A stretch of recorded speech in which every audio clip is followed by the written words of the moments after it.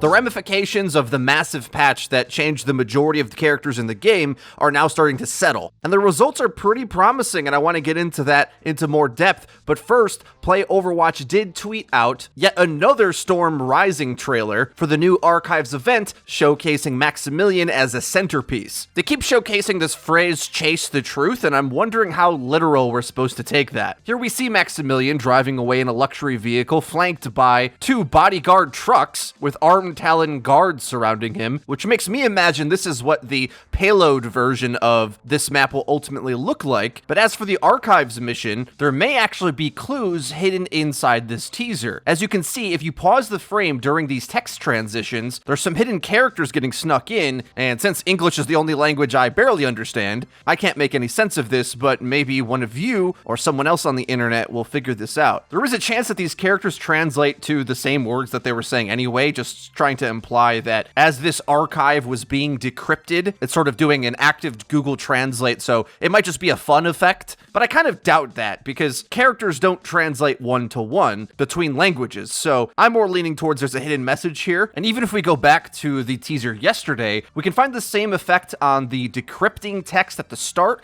but not at the chase the truth text near the end. So not really sure what Blizzard's trying to go for here. Keep in mind, the entire conceit of these archive missions is that they're more or less classified history that someone's hacking into to pull up for review. Usually it was assumed Sombra was doing this, but maybe the text translation here is leading us towards a different character or entity that's behind trying to figure out all of the history of Overwatch back in the day. Or it's a secret message from Blizzard, who knows? For all I know, the text says Maximilian is the next hero, which I kind of doubt unless those really old leaks way back in the day about Maximilian's character design come true. Perhaps he is this type of summoner character because he's not the type of guy who's going to get his own hands dirty. I think Maximilian being a hero is plausible because of how much work they put into his character model now that we're leading up to him being sort of a big deal. I don't think he's going to take a big L getting whacked at the end of this mission because the whole goal is to capture him to interrogate him. We're chasing after the truth, going after the money. So I'm pretty certain Maximilian survives this thing intact to live on to fight another day. My opinion on whether or not he comes into the game as a playable character sort of hinges on, does he even do any fighting at all? Can he get involved in combat? Because that's kind of a key requirement to enter the Overwatch battlefield. Only time will tell. Okay, now that I've gone full beautiful mind on this teaser, let me get on to the regular video that I was going to make for today, which is the balance patch. I'm really impressed what Blizzard was able to accomplish because I believe this is the first time in competitive Overwatch history where we've seen a patch have so many playstyles that are competitively viable and map dependent. What have we got here? Well, we're seeing somewhat of a forced variety due to the power level of some of these all-in tanks. So mainly that's around Orisa and Wrecking Ball. Both of these tanks have extreme playstyles, whereas the start of Overwatch, characters like Winston and Reinhardt feel more balanced in the way they approach their role. Wrecking Ball and Orisa are all in on either attack or defense. And between buffing them and as well other heroes that play inside their comps, this current patch sees a pretty crazy triangle between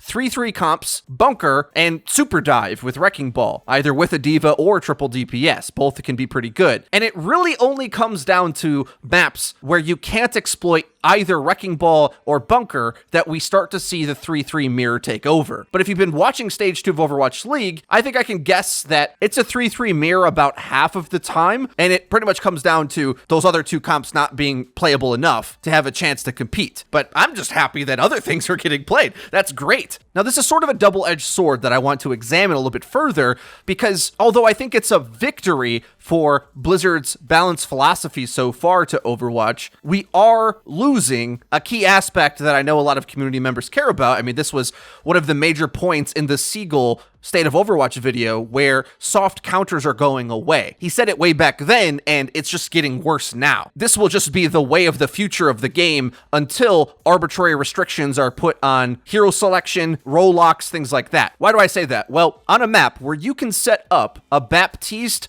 Bastion, Bunker, 3-3 really struggles. Originally, I was worried that Baptiste wouldn't be very strong of a hero, but I think you can think of him just like Orisa, where, yeah, in open space, if you weren't able to set up exactly where you want, Orisa looks really bad. But comparatively, if Baptiste is allowed to be defending a spot where he can set up a perfect immortality field, where it either stays safe inside of the Orisa barrier, if you set it right inside, the barrier will cover it, or if you can place it around a corner, say if you're peeking out of a window, there's a hallway next to you, doorway, stairwell, whatever, you set that thing off to the side where it affects you and the enemy can't see it, well, all of a sudden this Bastion bunker comp is insane, right? This is why we're seeing it so much in the Overwatch League, where if you're setting up defensively, you can plan your engagement to always be surrounding this immortality effect, forcing the enemy to play damage. Now, that's sort of the interesting that's happened here, because I like it overall because it's seemingly working to get variety. That's all I want. But we're doing so by really pushing the rock, paper, scissors balancing to the point where in order for other things to compete against GOATs, it needs to be incredibly good to absolutely force you to play damage picks. And this essentially is how Overwatch as a game is looking to be for the foreseeable future, where anything that's somewhat relevant has super powered power creep combos that can go together with it. The downside of this, of course, is that the game becomes more rock, paper, scissors-esque, where just picking the right heroes for the job is a big percentage of winning the game, which removes some of the subtle soft counter interplay that we are used to at the game's launch. And there's also the other argument that in a refined meta where there's only one major comp and you can't really counter, think to the days back in old school Dive or Stage 1 GOATs, if there isn't strong counterplay in the game, then you get very refined interplay, where within that meta, you look to a team like Vancouver Titans, and they're just so insane at GOATs, they'll stomp everybody, and you get this really pristine level of play. Contrast that to the Stage 2 of Overwatch League right now,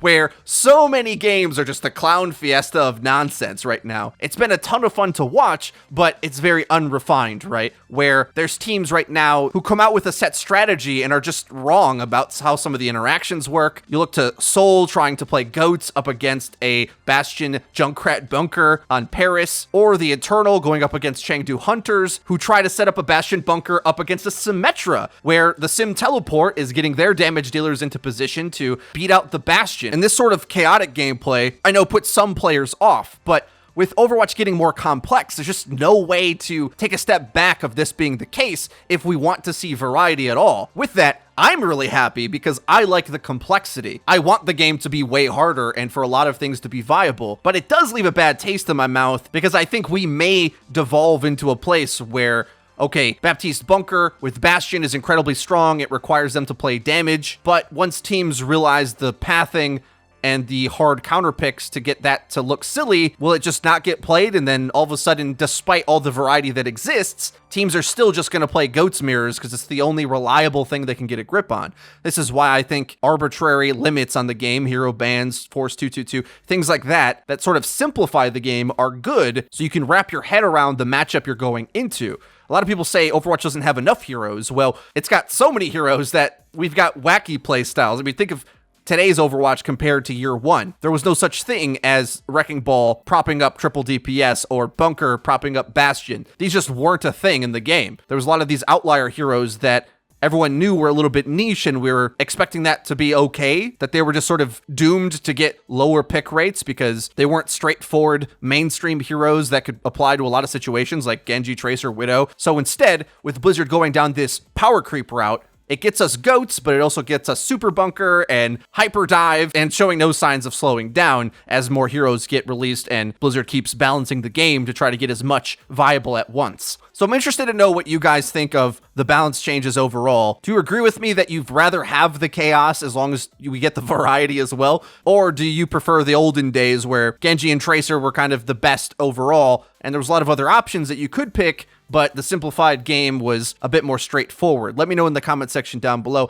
The last point I want to make is a revisit to the knockback changes. We've discussed them a lot on this channel, and just to annex the points that I've made previously, after spending a lot of time trying to command and understand the way knockbacks work, I'm very happy with the change overall. I think it's the biggest skill cap increase to tank play and the positional game of Overwatch that we've ever seen. Reason being is that whatever character you're playing, where positioning is really important, so let's say just about everything, but even more so like tanks and support heroes, right? You have way more agency and way more responsibility to the way these interactions work. So for example, although yes, Winston and D.Va now get knocked back as much as Reinhardt always did, because with his shield up, he had no momentum, so he couldn't really counteract boops as easily. Now Winston and D.Va mid-flight just get knocked back, but as well, D.Va's thrusters and Winston's leap when it lands on you also now has a very reliable knockback. So whatever you're fighting against, everything's way more purposeful. Where now as Winston, you got to be careful not to just land on something and push it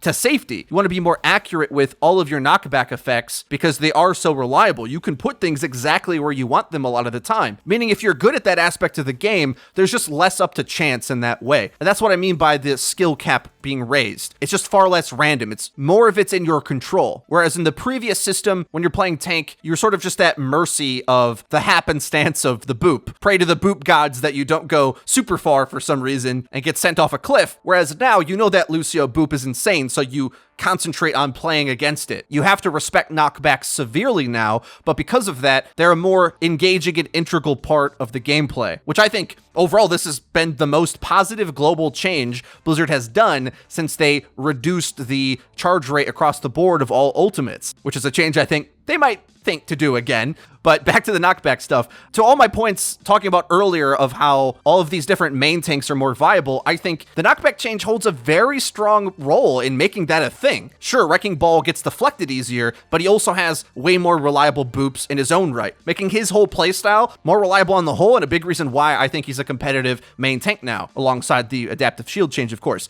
And if we didn't see the boop changes to deflect Winston and D.Va, then Bunker wouldn't be nearly as strong as it is. Because you can send D.Va flying, she doesn't as easily get the defense matrix exactly where it needs to be. So yes, where it might be annoying that you so easily get diverted from your path playing dive tanks now, you just have more to outplay and more to think about. Even Reinhardt, he has a knockback effect on his hammer, and that feels more purposeful. Boops against you as Rein don't seem very different because most of the time you didn't have the momentum to counteract them anyway, so you were always flying around everywhere as Reinhardt as it is. Orisa feels it kind of hard, but I think it's kind of fair, otherwise the Orisa bunker comps might be more oppressive than they otherwise would be. And again, it's another thing that you have to outplay and think about. So a glowing review from me, I guess. If you guys are still having problems with the knockback changes, I may consider making a follow-up video on how to master them a bit more acutely, but be patient with it. Take your time to realize that the positional game in tank play is what it's all about. So making your knockbacks work for you and outplaying theirs is more or less what you're signing up for when you play tank. It's definitely harder,